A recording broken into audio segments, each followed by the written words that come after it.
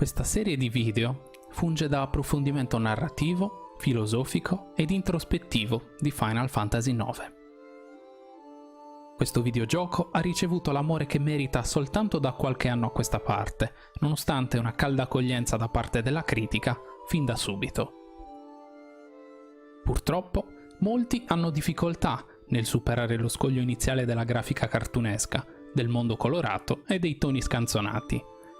Il mio scopo non sarà quello di farvi cambiare idea riguardo al gioco, al personaggio o l'argomento in questione, ma mi limiterò soltanto a darvi la mia visione delle cose di un gioco che amo con tutto il cuore. Prima di cominciare, vi ricordo che potete iscrivervi al canale dal pulsante rosso qui sotto e che tramite un like ed un commento ci aiuterete a crescere e a portare sempre più contenuti con maggiore frequenza e qualità. Io sono Steve e oggi parleremo della potente Shogun di Alexandria, Beatrix. Mettetevi comodi e buon ascolto. Beatrix nasce nell'aprile del 1772, in un periodo di pace tra le potenze del continente della nebbia. Infatti, in quel periodo, l'Imblum, con il suo progresso tecnologico, disponeva di una flotta aerea sufficiente a far desistere gli altri regni da qualunque iniziativa bellica. Affascinata dallo spirito cavalleresco e dai rigidi valori militari, la ragazza si allena giorno e notte per poter entrare nell'esercito di Alexandria e sperare un giorno di poter stare accanto alla regina Bran. All'età di 16 anni, Beatrix è già un prodigio con la spada e la sua forza viene riconosciuta a tal punto da entrare nelle schiere dell'esercito e, soltanto un anno dopo, sfida ufficialmente un suo senior, tale Adalberto Steiner, di alcuni anni più grande di lei. Nonostante l'eccellente stile di combattimento ed una tecnica probabilmente superiore al suo avversario, la ragazza viene comunque sconfitta e Steiner diventa il capo del battaglione Plutò. Questo neo nella sua carriera è presto un ricordo, in quanto la sua straordinaria abilità viene messa al servizio diretto della famiglia reale, divenendo prima la guardia personale della principessa e poi della regina in persona.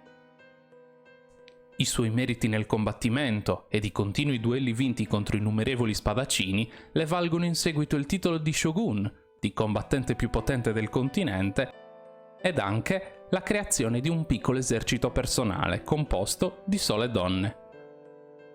Per quanto terrificante, molti osavano misurarsi con lei per ricoprire una posizione di prestigio qualora l'avessero sconfitta. Così non avvenne e centinaia di guerrieri trovarono la sconfitta davanti all'implacabile guerriera. Nel 1799, dopo la morte del re di Alexandria, Bran inizia a pianificare attacchi su vasta scala ai danni degli altri regni, coinvolgendo Beatrix in prima persona e portandola sul fronte di Burmesia e poi Cleira. Qui, con l'ausilio di pupazzi dotati di magia, Alexandria non trova ostacolo e vince in modo schiacciante i conflitti. Questi maghi neri sono stati offerti dal nuovo alleato della regina, Kuja, che fa la sua apparizione proprio sotto la scrosciante pioggia di Burmesia. Sfidata in combattimento da Jidan, Freya, Vivi e Quina in cerca della principessa Garnet, ella affronta il gruppo da sola, sconfiggendolo facilmente e senza sforzo, lasciandolo tuttavia in vita, mossa più dalla fretta di inseguire il reggente nemico in fuga che per mera pietà. Il re di Burmesia si rifugia infatti nella vicina Cleira, ma nessun posto è sicuro ormai, con la regina Bran che acquisisce i poteri degli Eidolon della figlia e con un esercito in questo momento impareggiabile.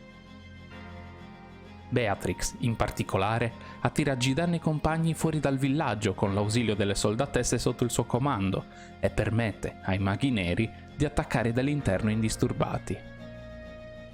Bran, non sazia dopo la schiacciante vittoria e l'ottenimento di un altro dei gioielli ancestrali che permettono l'invocazione, scaglia sulla città già sconfitta il potente Odino che cancella dalle mappe l'intera zona.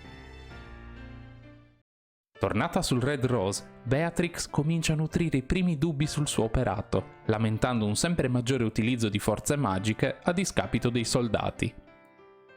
Era forse meglio comandare delle bambole non pensanti e piene di magia, piuttosto che delle persone fedeli a lei fino alla morte?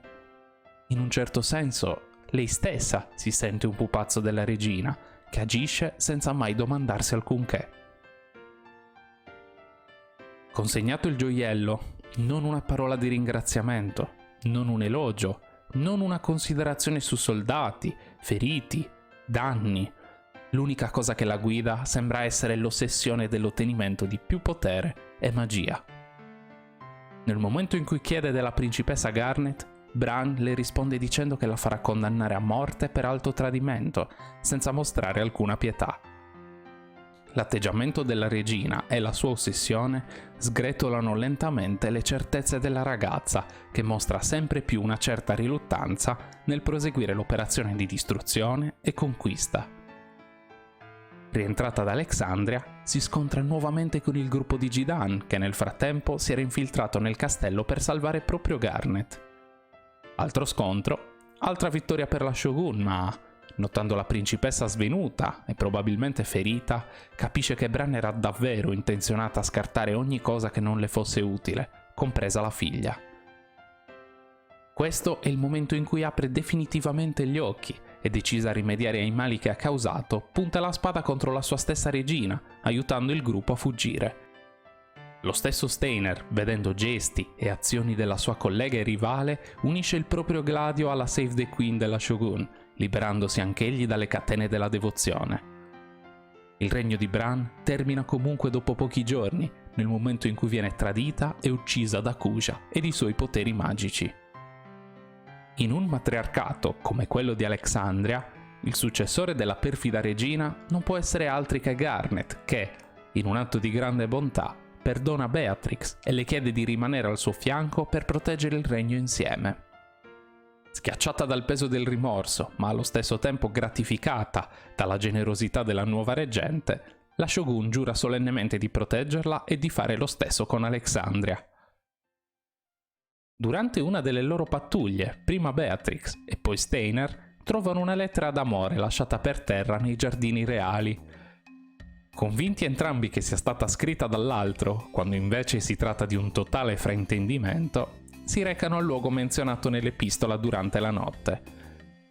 Nonostante il palese equivoco, pare che entrambi covassero sentimenti romantici l'uno per l'altro, e se non fosse per l'intervento fuori luogo di Calò, la scintilla sarebbe divampata in un'amorosa fiamma. Quella stessa notte, Kuja, con l'ausilio di Bahamut, attacca la città dormiente di Alexandria, ancora presa dai festeggiamenti per l'avvento della nuova regina. Garnet si ritrova a dover fronteggiare una minaccia tremenda già dal suo primo giorno da reggente ed ordina ai Plutò, alle soldatesse ed ai suoi 2 fidati cavalieri di intervenire. In particolare, Steiner e Beatrix agiscono in prima linea per debellare i mostri della nebbia che hanno invaso le vie della città come supporto al potente Eidolon.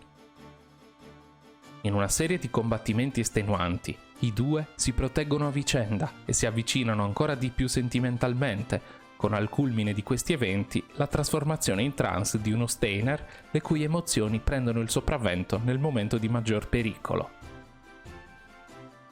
Per quanto l'attacco venga sventato, i danni alla capitale sono catastrofici e la stessa Beatrix decide di rimanere ad Alexandria per occuparsi stavolta della protezione del suo regno e non più della conquista di altri territori, lasciando a Steiner la protezione di Garnet e la ricerca di Kuja. La Shogun fa nuovamente la sua comparsa durante l'assalto dei draghi d'argento, proteggendo Steiner e compagni con il Red Rose, assieme all'ormai nuovamente alleata flotta aerea di Lindblum. Infine, durante le fasi finali del gioco, Beatrix lascia la sua spada, la Save the Queen, nelle stanze della regina Garnet, ancora attanagliata da dubbi e rimorsi per ciò che era e ciò che ha fatto. Sarà Steiner, con il cuore in gola, a convincerla poco dopo a restare, per continuare a difendere la regina ed il suo regno, il loro regno, insieme.